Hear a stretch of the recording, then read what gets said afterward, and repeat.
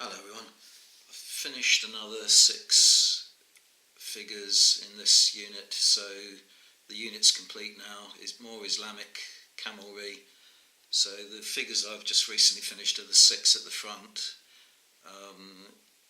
Black Tree Designs models, and they are 2 different types. There's a command set which consists of 3 figures, which is the centre stand and that chap there, and then these 2 here and that one there are unarmoured riders, whereas the previous 6 that are at the back are medium armoured camel riders. So that's it. As I say, I've finished the unit now, perfectly happy with that. I based them up on 50mm square bases, which means I can use them either for a set of rules such as Hail Caesar, but what I'm intending to do is to now rebase my entire Crusades periods figures onto bases that I can use Soldiers of God, and that means that this unit here will actually be 2 units, because you can only have a maximum of 4 bases per stand in that set of rules. So I'm going to have 2 units of 3, and that's the reason why with this chap here, who is a command stand, I've put a banner on the spear of the chap that's on the same base, and they are going to be the command stand for the rear unit, and I'm going to bring one of the rear bases forward and have a unit of 3 with a banner on the centre base there, if that makes sense. So same kind of comments as I made previously, if you saw my previous video on the other figures that I painted. I find Black Tree design figures a little bit strange. The riders all have different poses, but the camels are all identical. So I've now got 12 camels, all walking and looking exactly the same. Which it would have been nice to have a few variants in poses and so on. And the other thing, that far greater criticism, which I didn't have with the other figures, is that 2 out of the 3 unarmoured figures all had stirrups, so they were clearly designed to place on cavalry rather than camelry. So I had to file those down, and on top of that I found they didn't sit at all well on the camels. It was very hard to try and place them so that there wasn't a huge gap between the figure and the saddle. So that was a bit annoying, really, and I don't think it was an error. I don't think the figures were put into the pack by error. I have strong suspicion, but I'm not going to buy any more figures to find out, but I strongly suspect that they just use the same rider for cavalry and camelry. But overall, yeah, I'm perfectly happy with the way they've turned out. I'm going to enjoy playing with them, seeing them on the War Games table.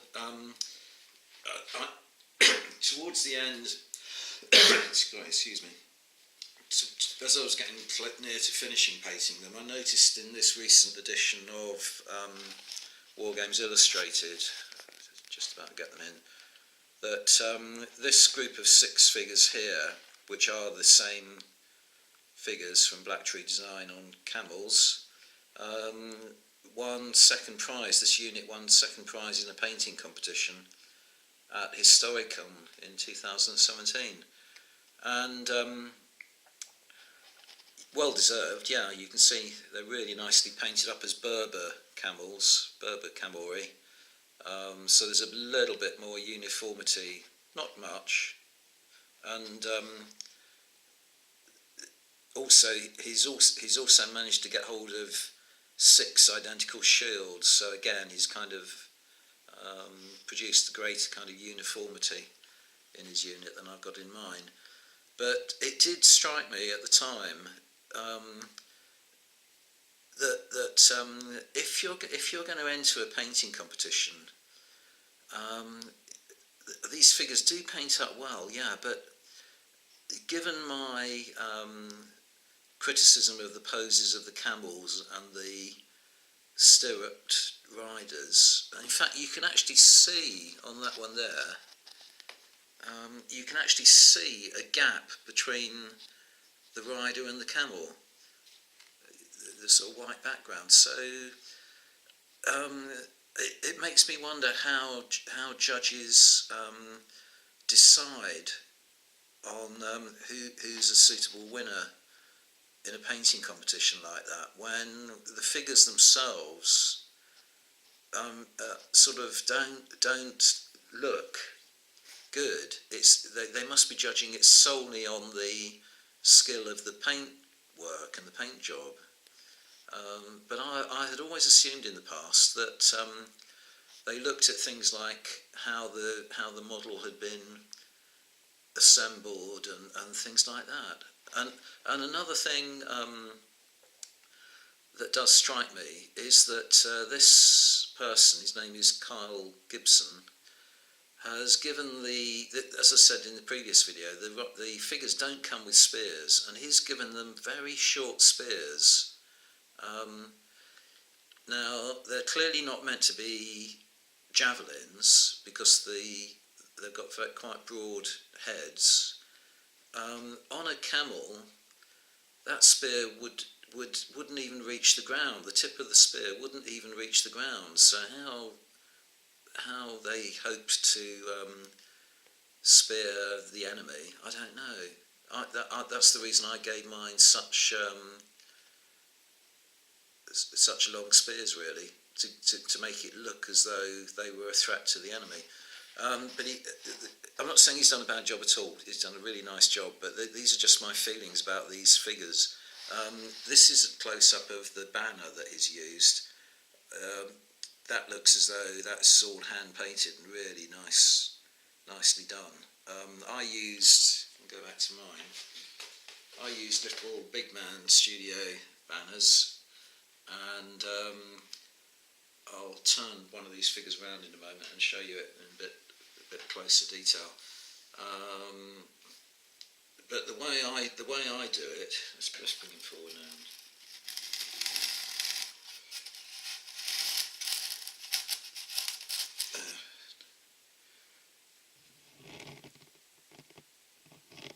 Really lovely banner, I think, that one.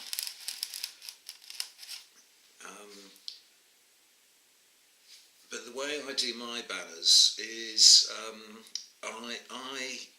Little Big Man Studios are kind of a bit strange in the way that they're kind of in reverse, so you have to kind of put them onto a white background,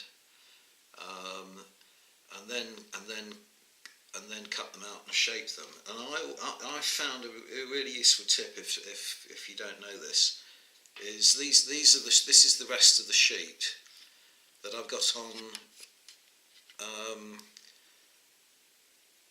the outer layer of a tube of tomato puree, which is a really good metallic, thin sheet of metal. You can see the metal showing through there.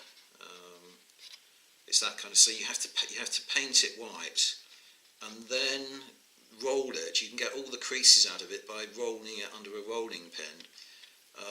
Then deposit the transfers on them, and then cut them out and use them on your figures, and you can achieve, because it's quite a stiff sort of material, you can achieve bends and furls in the banners without creases showing in cardboard or paper, and it holds its shape, and it's quite robust as well. It's quite sturdy. So I've been doing that for quite a while now with Little Big Man Studio banners, and I think I get quite a nice effect. The other thing that I only did for the first time with these though is I put the banners on after I'd varnished the figures, because you do tend to get splats and stains on the banners, so they have still got a little bit of a kind of, I don't know if you can see it, but they've still got a little bit of a kind of glossy sheen, but I can live with that. And oh yeah, the other thing you have to do is you do get, when you glue the two sides of the banners together, and again I don't think you can see it on here, you do get a kind of coppery metallic appearance coming through, so you do have to find a matching kind of colour. It doesn't have to be that close actually to work, and just paint around the edges to take away that metallic shine that comes through.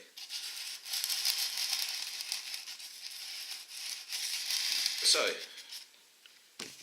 I'm, as I say, quite happy with that. Looking forward to playing with them. Thanks very much for watching, and I'll see you on the next video. Bye for now.